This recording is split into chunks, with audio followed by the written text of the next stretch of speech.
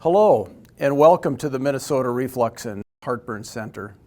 I'm Dr. Paul Severson, the director of the center, and I invite you to meet our talented team of experts to learn more as you explore our informational series on reflux, heartburn, and esophageal disorders. While dedicated to the treatment of reflux since the 1990s, the Minnesota Reflux and Heartburn Center was officially launched in 2015, and it's a joint partnership between two healthcare systems in central Minnesota, Cuyuna Regional Medical Center in Crosby and Riverwood Healthcare in Aitkin. As Minnesota's first center dedicated specifically to the disease known as GERD, gastroesophageal reflux disease, we have grown dramatically, and we're pleased to show you the comprehensive nature of our diagnostic and therapeutic center through this informational video series. Welcome.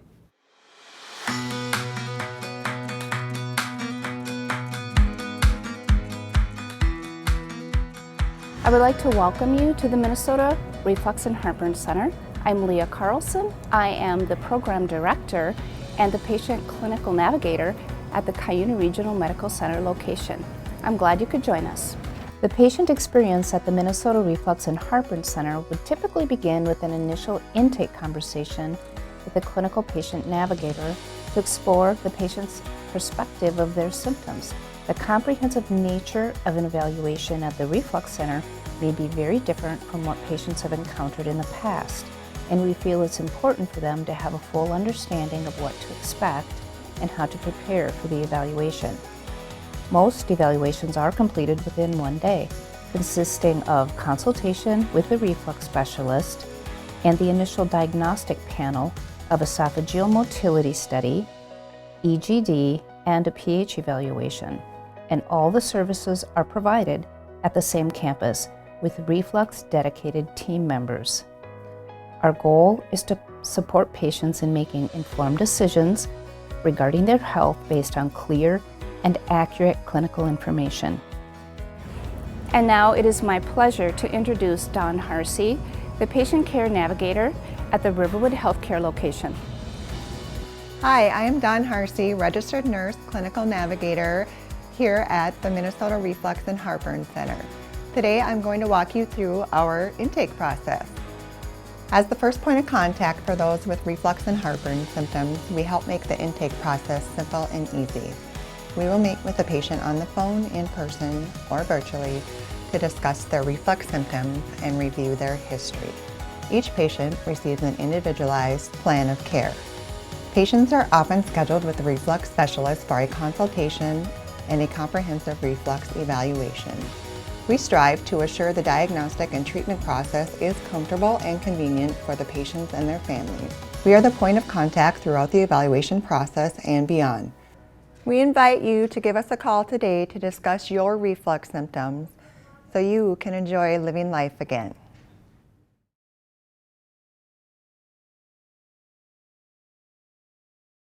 Hi, I'm Dr. Howard McCollister. I'm one of the reflux specialists at the Minnesota Reflux and Heartburn Center. My talk today is going to be a brief introduction to gastroesophageal reflux disease, some of its symptoms, and some of the impact that it has on the population of the United States. Let's talk a little bit about the general prevalence of gastroesophageal reflux disease and some of the effect that it has in the United States. We see this as being prevalent in about 10% of the Western population of the world, and that represents about 100 million people. It's the leading diagnosis in most outpatient clinics. It costs us over $9 billion in annual costs in the United States alone. It's a significant contributor to absenteeism and reduced productivity in the workplace. And most alarming of all is that it causes cancer. We've seen over the last 30 years about a 717% increase in the incidence of esophageal adenocarcinoma. That's a nasty disease, and it's one that we want to do everything we can do to prevent. Gastroesophageal reflux disease, or GERD, is a condition that causes the burning sensation known as heartburn. When you swallow, food passes down your throat and through your esophagus or food tube to your stomach. A muscle called the lower esophageal sphincter controls the opening between the esophagus and the stomach. This muscle remains tightly closed except when you swallow food. When the sphincter fails to close, the acid-containing contents of the stomach can travel back up into the esophagus. This backward movement is called reflux. When stomach acid enters the lower part of the esophagus, it can produce a burning sensation commonly referred to as heartburn. The lower esophageal sphincter is a ring of muscle at the end of the esophagus whose job it is to squeeze tightly enough that it pinches off the esophagus from the stomach in order to keep stomach acid and digestive enzymes out of the esophagus. That's important because while the stomach has a lining that allows it to protect itself from those acids, the esophagus has a different kind of lining and it can't. If that sphincter valve weakens or fails over time, bad things can happen in the lower esophagus as a result of the damage that it causes. That can be classic disabling heartburn, but several other issues can occur as a result of that reflux, and I'm going to touch on those in a moment. We estimate that there are about 20 million people in the United States who are taking powerful drugs like Prilosec in an effort to try to control their reflux symptoms. This is even more prevalent now that these drugs are available over the counter. You can see how common the reflux problem is in the United States by noting that even convenience stores, gas stations, have them on the rack. Of that 20 million people, about 60 to 70% find that those medications work pretty well to control their symptoms. But another 30 to 40% that take those drugs find that although it might improve the symptoms, it doesn't really control them to their satisfaction. They are the so-called walking wounded of the reflux world. The medication just doesn't work as well as they would like. They have to make other compromises in their life, usually in relationship to the foods that they eat, in order to keep their reflux from ruling their life. At the end of that scale, there are the people whose symptoms are so intrusive and so poorly managed by medication that they end up requiring surgery in order to restore that reflux barrier and control their reflux disease. So we have the people, about 60 to 70% of reflux sufferers, for whom at least for a while, the medication controls the symptoms to their satisfaction. And on the other end, we have the 1% or so of reflux sufferers who have had their reflux disease well controlled by surgery. In the middle here, about 30 to 40% of that GERD population are the people who continue to have gastroesophageal reflux symptoms that rule their lives.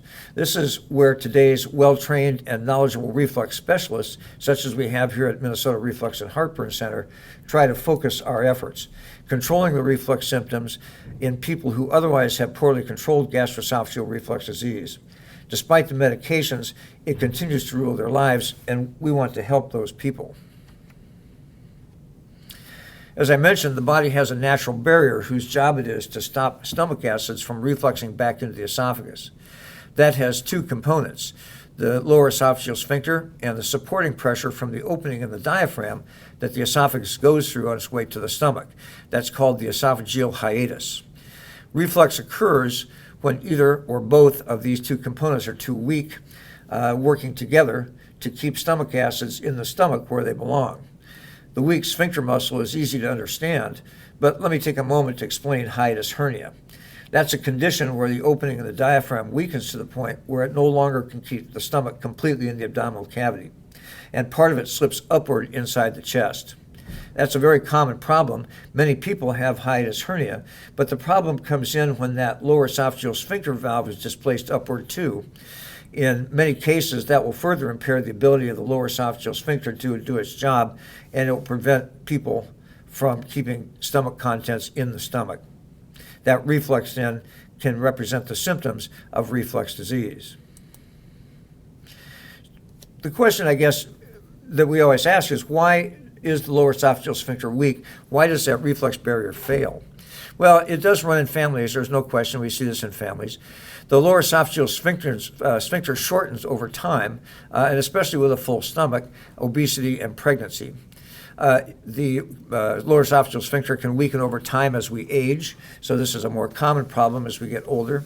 And there are a number of drug effects and other things in our diet, such as alcohol, nicotine, and caffeine, that are going to loosen up that reflux barrier as well and allow reflux. There is, as I mentioned, an association with hiatal hernias. We also see genetic defects in the musculature and the muscle barrier that keeps the anatomy where it belongs. This is oftentimes due to deficient collagen cross-linking, which is part of the aging process. There are a number of symptoms of GERD, but it's important to note that only about 40 to 50% of people with significant reflux disease actually have heartburn as their primary symptom. The rest of the people can have a wide constellation and combination of symptoms. GERD may cause such severe chest pain as to mimic a heart attack. In fact, about 30% of emergency room visits for chest pain are due to the symptoms of GERD. But people will also complain of regurgitation at night. They oftentimes wake up bolt upright as stomach contents are coming back into the back of their throat, giving them a sensation that they can't breathe. We see that reflux can go so far up the esophagus it can actually hit the vocal cords and cause hoarseness and voice changes. We note that there is a constant problem with epigastric pain, and that's kind of the hallmark here. Also, chest pain, as I mentioned, is a serious issue. Patients can have chronic coughing, and this can seriously impair their life. They have a sore throat oftentimes. There's constant throat clearing that a lot of these people have. They may have difficulty swallowing and choking, especially with things like pills. And they may have sinus symptoms, such as problems with recurring sinus infections. There are a number of other associated comorbidities that can go along with this. Things like weight loss because of the changes in diet. They're just things that you just cannot eat. Oftentimes a bitter or bile taste in the mouth. Asthma is very commonly associated with reflux disease. You can get recurrent pneumonias because sometimes that refluxate that comes out of the stomach into the esophagus can be aspirated into the lungs. And that can also cause chronic bronchitis. It can cause dental problems. It can cause bad breath. Because of air swallowing that goes along with the discomfort, people will oftentimes have excessive belching and bloating. They'll oftentimes complain of a lump in the throat. And this can also be frequently associated with nausea and vomiting.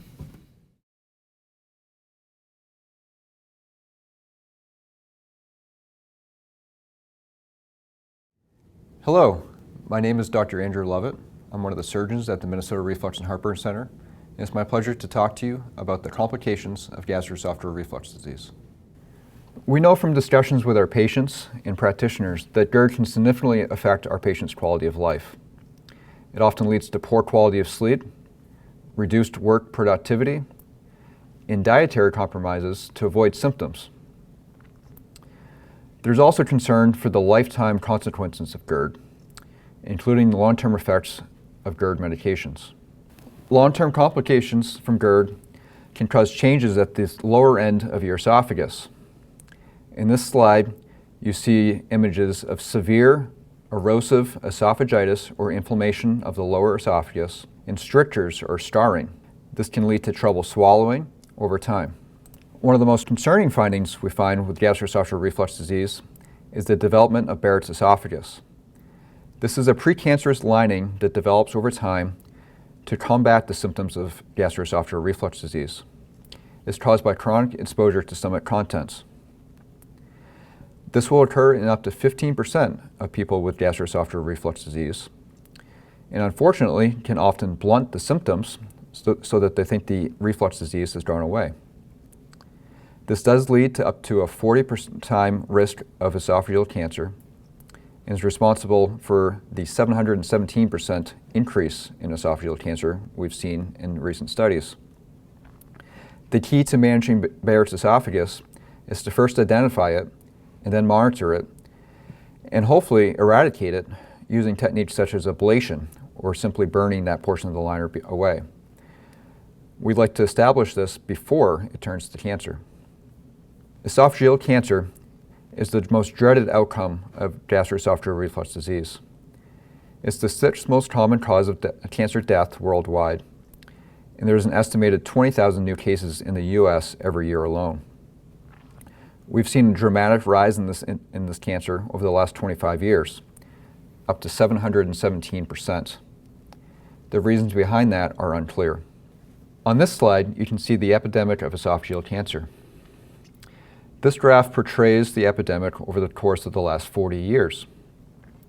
You can see that many cancers have been reasonably well controlled, and in fact, we've made some progress with most of them.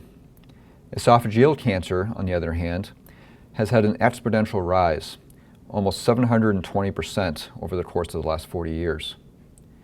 Thankfully, you can see over the last decade, this is starting to level out.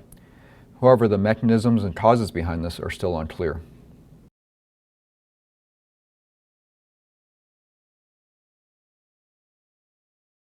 My name is Melissa Deardahl. I'm the nurse practitioner for the Minnesota Reflux and Heartburn Center. I'm also the GI lab director along with one of the reflux specialists. I'll be talking with you today about the comprehensive reflux evaluation and all the diagnostics that go along with it. At the Minnesota Reflux and Heartburn Center, we like to do a comprehensive reflux evaluation. The diagnostics included in that are a variety, but the basic ones are usually an endoscopy, also known as an EGD or an upper endoscopy. This visually observes the esophagus, stomach, and duodenum. On the scope, there is also special lights, a narrowband imaging, which is a high resolution for the detection of Barrett's esophagus. Triple biopsies are also completed during the endoscopy. These typically include biopsies of the stomach for H. pylori, which is a bacteria that can cause ulcers. It's also looking for atrophic gastritis. Esophageal biopsies, the body of the esophagus for eosinophilic esophagitis, along with biopsies at the gastroesophageal junction where Barrett's begins. There are additional diagnostics in regard to biopsies and looking into the tissues in regards to Barrett's. That is a Cellvizio, which is a confocal laser endomicroscopy, also known as PCLE, which is also the world's smallest microscope that can be utilized at the time of endoscopy. There is also Watts 3D brush biopsy that can be done in regards to Barrett's esophagus evaluation. Balloon distension study, also known as an endoflip, is a balloon with a computer sensors that gives real-time view of esophageal function. It also precisely measures diameter and pressures within the esophagus. Another part of the comprehensive reflux evaluation is ambulatory pH testing. Oftentimes, this is also done during endoscopy, where a capsule is left behind and you take home a recorder that you carry usually around your neck or on your hip. Does not have any cords or wires or anything that are attached. It's a wireless system. This study tells us if you actually have acid reflux or not. It's typically 48 hours, but we can do up to 96 hours. It tells us the frequency of reflux, the severity, and the pattern of the reflux. So daytime, nighttime, all the time. Another portion of the comprehensive reflux evaluation is esophageal manometry, also known as high-resolution manometry or HRM. This evaluates an individual's swallowing ability, detects esophageal motility disorders such as jackhammer esophagus, which is also hypercontractile esophagus, used to be known as jackhammer or nutcracker esophagus. It also helps us with ineffective esophageal motility, which is poor motility of the esophagus. There are also other disorders such as distal esophageal spasm and different types of achalasia. It is an essential test to evaluate difficult swallowing, atypical chest pain. We do have a lot of patients that have been to the emergency room feeling as though they've had a heart attack. Once a cardiac evaluation has been ruled out, they are often referred to our center and is often reflux disease or, as I'm saying, a motility disorder. So that concludes the basic comprehensive reflux evaluation, the endoscopy, the biopsies, the ambulatory pH testing, and the esophageal manometry. Certainly we have additional tests in our toolbox that we can use for further evaluation. After your comprehensive reflux evaluation has been completed, we typically have you return to the center within a couple weeks. We also know that people travel from a distance to our center, therefore we also have telehealth Zoom visits available in which you are still able to see and review your diagnostic testing. Telephone is also available too. This is a bit more challenging just because we aren't able to show you your tests and results, but we certainly can talk you through them. Reflux is a lifelong disease. Therefore, we like to talk about best life plan for treating your reflux. Treatment options typically include lifestyle diet modifications, medical therapy, endoscopic and surgical options, along with follow-up visits to assess success of your treatment, along with surveillance should you have Barrett's esophagus or just reflux in general, as it is a progressive disease.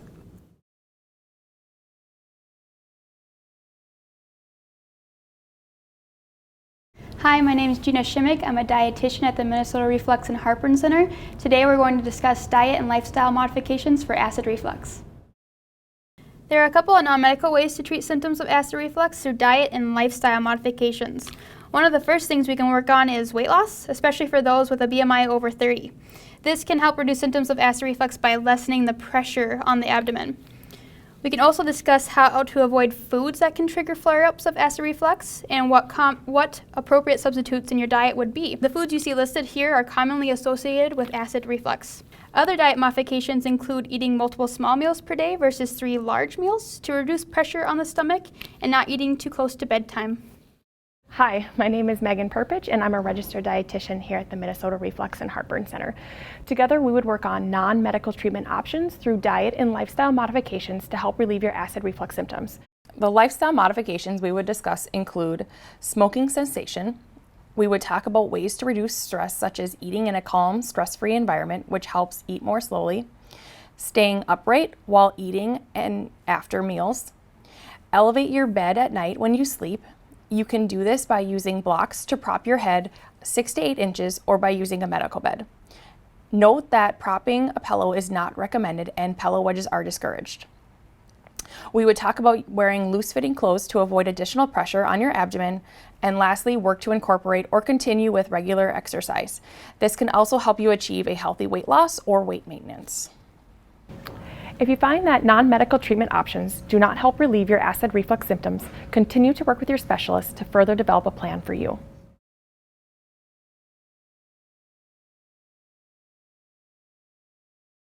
Hello, I'm Dr. Tim Lemire. I'm a general surgeon at the Minnesota Reflux and Heartburn Center, and today I'll be talking to you about acid suppression.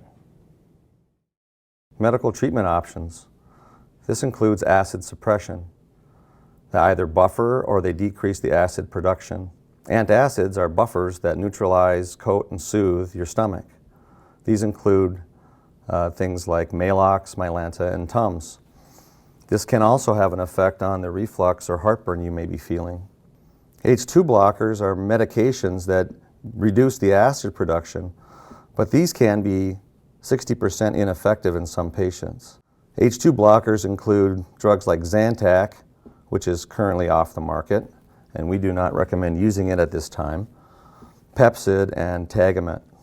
None of these drugs stop the reflux. They only buffer or decrease the acid. Acid suppression is a complete reduction in acid production. These include PPIs or proton pump inhibitors. These reduce acid production by completely blocking the acid pump in your stomach, so there's no acid production to cause the reflux. These include drugs like Prilosec, Prevacid, Protonix, Acifex, Nexium, and Dexilant. All of these work by the same mechanism, but changes in these drugs per patient are based on insurance coverage and side effects.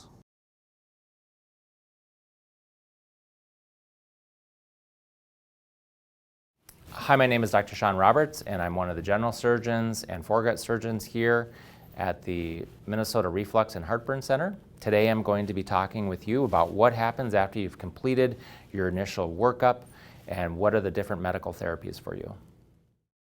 The problem with taking these medications your whole life is that acid suppression can have other things.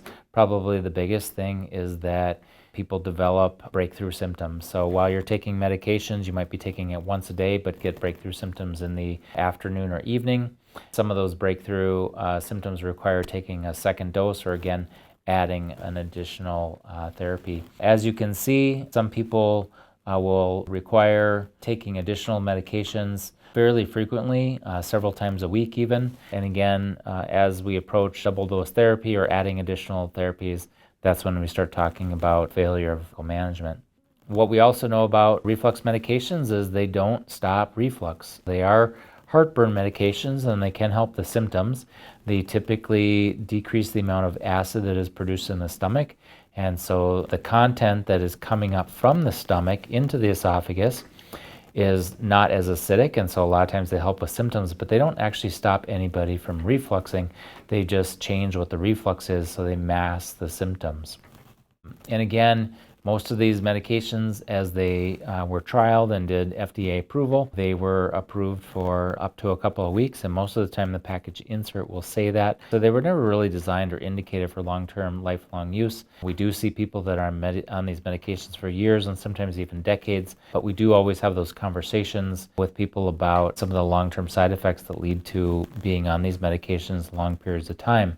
We do sometimes see disease progression despite being on medication, so it is important any kind of change in symptoms or sometimes just routine follow-up is indicated for people on lifelong medical therapy to make sure that we are not disguising precancerous changes or certainly esophagus cancer. PPIs do have some risk. Acid does play a role in your body, and it changes how some elements are absorbed, such as calcium, and so sometimes we can see osteoporosis associated with that. We mentioned dependency, which means that you just need more and more of the medications over a period of time. Certain vitamins are also not absorbed as well, so we will see deficiencies of some of these minerals, iron and magnesium as well. That can lead to electrolyte abnormalities and cause actually heart rhythm problems, usually related to low magnesium. Chronic diarrhea, sometimes seen with PPIs in particular, and changes in the makeup of the colon bacteria can sometimes lead to Clostridium difficile infection, which is a fairly significant and sometimes severe cause of chronic diarrhea in patients.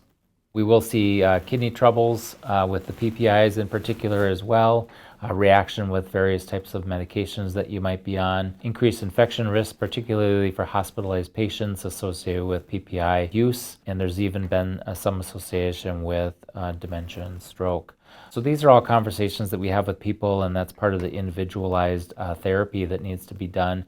When we start looking at your test results and looking at the various medical options, trying to determine what the best option is, evaluating the safety profile of these medications, and I always try to get people on the least possible effective dose that manages the symptoms when we're talking about sticking with medical treatment.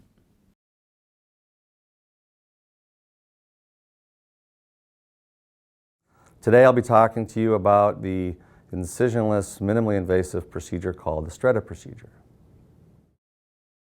The Stretta procedure is a minimally invasive treatment for reflux disease. It is incisionless and it is delivered through the mouth down into the stomach.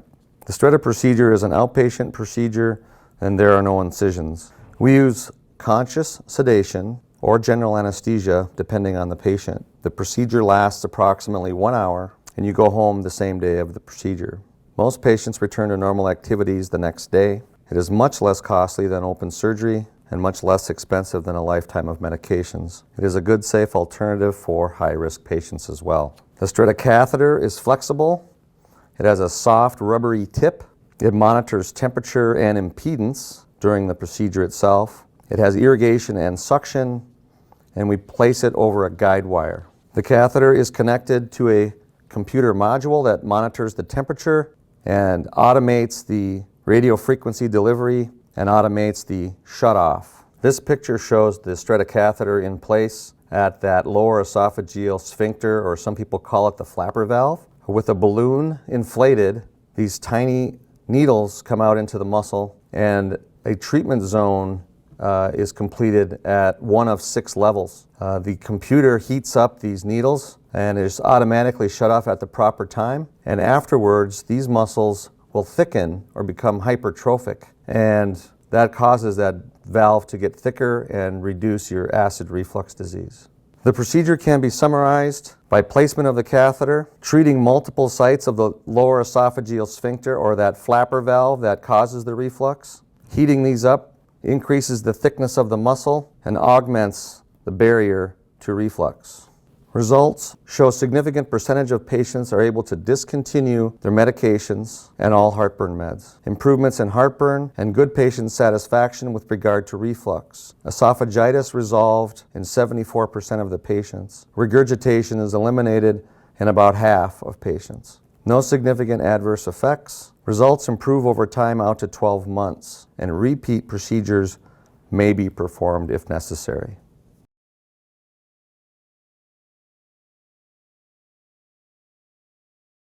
I'd like to speak to you about transoral incisionless fundoplication, or TIF. This is a newer procedure that's been introduced because it's purely endoscopic, meaning there's no incisions. It is performed with an endoscope and not laparoscopy. So there are absolutely no surgical procedures in the abdomen whatsoever. In this operation, as seen in the diagram on the right, the top of the stomach, the fundus, is actually folded up and secured around the lower esophageal sphincter muscle to support the reflux barrier. The way that it's fastened is with H fasteners, little plastic fasteners that are placed through the wall of the esophagus and through the wall of the stomach, and actually they're quite strong. This simulates the toupee partial fundoplication because it's a 270-degree wrap. This procedure is performed same day. Everybody goes home. The end of the day, we use a general anesthetic in the operating room. The advantages of this is that there is no reported gas bloating after the procedure, except perhaps in the first few weeks. Same thing for swallowing. Swallowing difficulties are not described long-term, only in the first week or two following the procedure. You will be given a progressive liquid diet, which is very important to follow over the first few weeks while it's healing. Now, the challenges can be, if there's a hiatal hernia, it really can't be used. We do prefer a laparoscopic approach in that case, but we can do very small hiatal hernias with this technique. It can't be used if the GERD complications are advanced. In other words, if there's Barrett's esophagus or severe esophagitis or evidence of destruction of the lower esophageal sphincter mechanism. And the other problem is it's relatively new, so it may not get insurance coverage. If we look at the next slide, this is a pictorial where we can see the cutaway stomach, and we can see the device which has been inserted through the mouth and down into the stomach with the endoscope inserted through the middle of the device in order to monitor and perform the procedure. And what we're trying to do here is take a person with GERD who has a fundus that is not up against the lower esophageal sphincter, and we're using this device in order to approximate the fundus to the lower esophageal sphincter.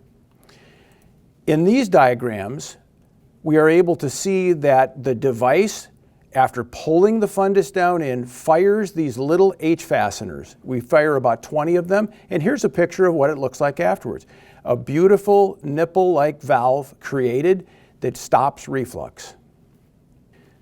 This slide demonstrates the longevity and success, long-term success of the procedure. This is a European study with 10-year durability, and we can see with the patients, whether it's the quality of life, the degree of heartburn, or the degree of regurgitation, that after 5 years, it remains stable through 7 years and even 10 years. Final thought on TIF is the exciting development in our center of being able to have this new tool to be able to repair and fix old Nissen fundoplications and toupee fundoplications that have loosened, and reflux may return after weakening of the stomach. But here's pictures, the one on the left with a failed Nissen. You can see the opening is now loosened here next to the scope. And a TIF procedure has been performed to actually tighten this back up again. No surgery, no revisional operation. And on the right, here, toupee procedure, and again, a beautiful valve that's able to be recreated to give this patient many more years of GERD-free symptoms. This is looking very good. The subjective outcomes show 90% of the people off their medications again, and the side effects don't show any significant swallowing difficulties, bloating, or flatulence. So this is an exciting new development for the future.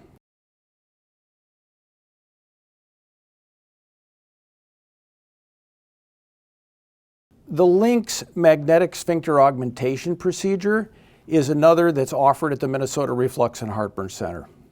We've been involved with the LINX very early on and have performed some of the research and the development as well. The advantages of this particular technique is that in the earlier disease process, we can place a magnetic bracelet around the lower esophageal sphincter, done laparoscopically. And these are rare earth magnets coated with titanium into a bracelet that opens up, as in the lower picture, where the food is being passed through the bracelet and into the stomach. As soon as the food arrives in the stomach, the magnets attract one another, and it helps reinforce and augment the lower esophageal sphincter by closing, therefore keeping the acid out of the esophagus. This is a minimally invasive laparoscopic procedure, again allowing same-day discharge to home like many of our procedures. There's no alteration of the top of the stomach, as in fundoplications, which allows patients to retain the ability to belch and to vomit. There's reduced gas and bloating symptoms as compared to fundoplications. It is removable by laparoscopic technique, however, that might not be good because removable means there might have been problems. And in fact, when we look at the challenges associated with LINX, we do see that there is certainly transient difficulty in swallowing as scarring takes place around the beads over the first few weeks and months. Eventually, in most patients, they're able to swallow just fine. However, there can be certain patients who have intolerance due to excessive scarring. And with that, the explants, in other words, the removal of the device, has been increasing throughout the world over the first 10 years. Initially, it was reported to be about 3.5%, but in the most recent study from Dr. Bonavina in Italy, it's up to 9%. So that should be a consideration that your specialist would discuss with you should you be interested in a LINX. The device erosion is very, very small and is not considered a negative for implanting a LINX because it's so rare. There is a problem with getting a high-resolution MRI scan, and it's limited to the 1.5 Tesla scans, but that does represent about 80% of the scanners in the country. So most people are able to still get an MRI, just not high resolution. And again, insurance coverage for this relatively newcomer to the anti-reflux surgical armamentarium, it is difficult even after 10 years.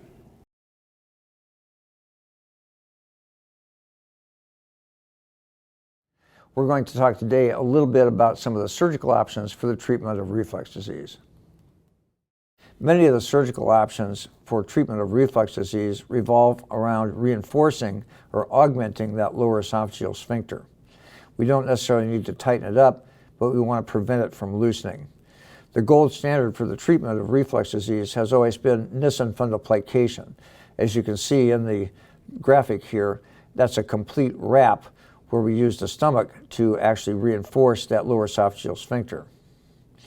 In cases where the esophagus does not necessarily have as much power to move things through, we may resort to a partial fundoplication, also known as a toupee fundoplication, in order to achieve the same result. That is, reinforcing the lower esophageal sphincter and preventing reflux from occurring, while not impairing the patient's ability to swallow or belch. Most of the surgical options for treating reflux disease over the last 50 years have revolved around finding ways to stop the reflux with a minimum of potential side effects. That's what toupee fundoplication is about, as well as some of the other options that will be presented later in this talk.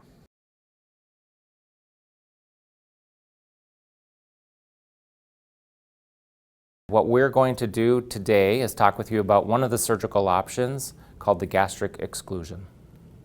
So if you've been watching the video series, you may have heard about some of the other operations that we do, the fundoplication, the TIF, the LINX, different surgeries that are available.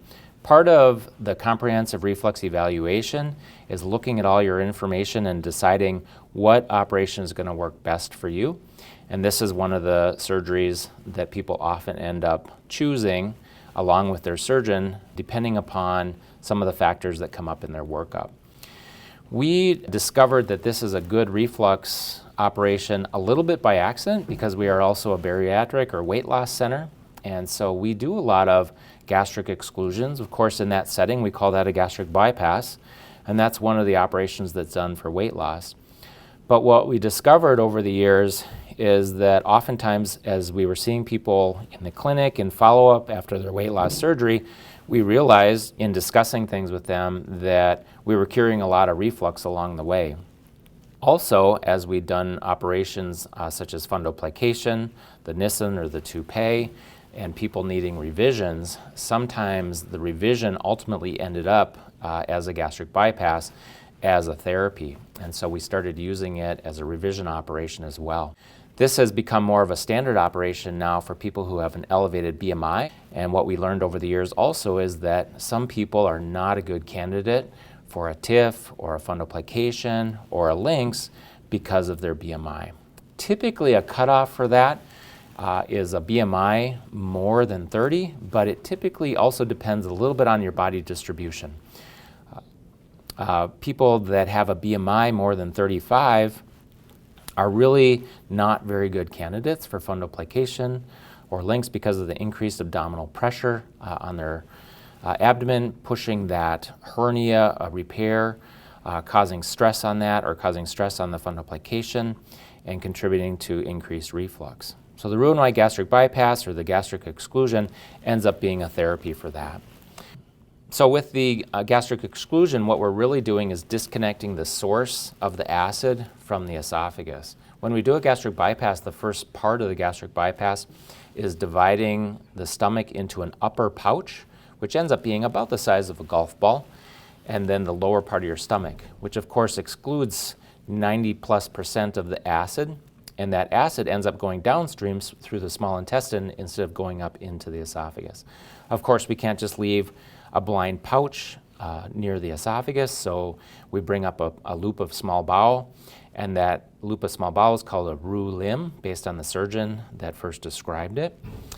And once we connect that, then we reconnect the small intestine a little bit lower, and that's what creates that Y configuration. That's why it's named the Roux-en-Y gastric bypass. But what that does is it shifts all the acid downstream, and that acid then isn't in contact with your esophagus, and thus it's an excellent operation for people that have gastroesophageal reflux disease and also have a high BMI, or it also ends up being a revisional type operation for people that have several failed primary operations. The nice thing about this is oftentimes people that have an elevated BMI also have numerous medical comorbidities, and comorbidities are disease processes that go along with being overweight, such as type 2 diabetes, high cholesterol, and hypertension. So sometimes it's the best solution for people that have elevated BMI and multiple comorbidities along with gastroesophageal reflux disease. So this is part of why we go through this comprehensive reflux evaluation, because everybody's a little bit different, and what we're trying to do is tailor the operation to what is best for you overall. Some of the challenges or things that we have to think about after this surgery are vitamin and mineral supplementation. There's some education that goes along with it because obviously you have to eat a little bit differently, and so we go through that educational process as well.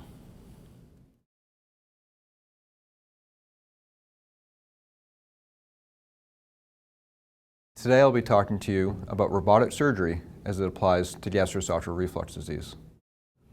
The Minnesota Reflux and Heartburn Center is proud to offer robotic-assisted anti-reflux procedures. The Da Vinci robot is one of the newest technological advances in general surgery.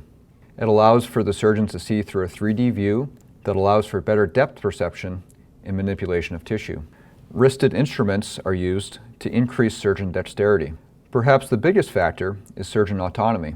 In traditional laparoscopic surgery, we work with an assistant, a camera holder, and of course the surgeon themselves. During robotic surgery, we're able to control all of that ourselves as a surgeon, which sometimes allows us to be more facile with our instruments. To this point, data suggests equivalent outcomes to the laparoscopic approach, and ultimately the approach of the surgery will depend on surgeon and patient preference.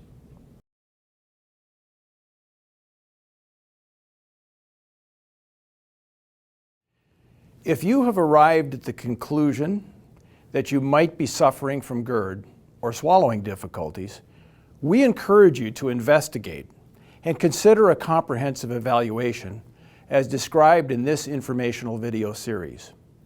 And when you do, why should you come to the Minnesota Reflux and Heartburn Center? Several reasons. We have an experienced team of experts dedicated to helping you find the best solutions tailored to you. You'll have an amazing nurse navigator assisting you all the way, a truly concierge level of personal services. We have the most comprehensive diagnostic GI lab in the region. Our specialists offer all treatment options: endoscopic, minimally invasive, revisional, robotic, and bariatric solutions. Our center has long been dedicated to professional education, training more than 50 surgeons and 15 fellows. We're leaders in cutting-edge research nationally. So we encourage you to call one of our nurse coordinators to get started. The Minnesota Reflux and Heartburn Center may be just right for you.